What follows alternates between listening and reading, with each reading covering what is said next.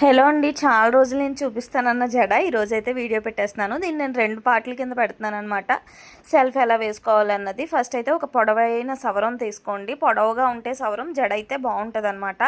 మిడిల్లో ఉన్న పాయికి ఒక రబ్బర్ బ్యాండ్ని, ఒక బ్లాక్ రబ్బర్ బ్యాండ్ని స్ట్రాంగ్గా ఉండేదాన్ని ఇలా తగిలించండి. మీ దగ్గర రబ్బర్ బ్యాండ్ అంత స్ట్రాంగ్ లేకపోతే మీరు తాడు ఉంటుంది కదా, బ్లాక్ కలరు, దాన్ని అయినా సరే కట్టుకోవచ్చు అనమాట. పువ్వులు వచ్చేసి ఒక 11 మూరలు అలా అయినా ఉండాలి. 9 నుంచి 11 మూరలు ఉండాలి సవరం పొడవును బట్టి. సో సవరానికి పైన ఇలా పువ్వులను అటాచ్ చేసేసుకోండి. తర్వాత సవరాన్ని 2 పాయల కింద డివైడ్ చేసి ఇలా బ్యాక్ సైడ్కి తీసుకొచ్చి రబ్బర్ బ్యాండ్ని అయితే వేసేయండి. సవరానికి రబ్బర్ బ్యాండ్ వేస్తాం, పువ్వులనేమో థ్రెడ్తో కడతామన్నమాట, దారంతో.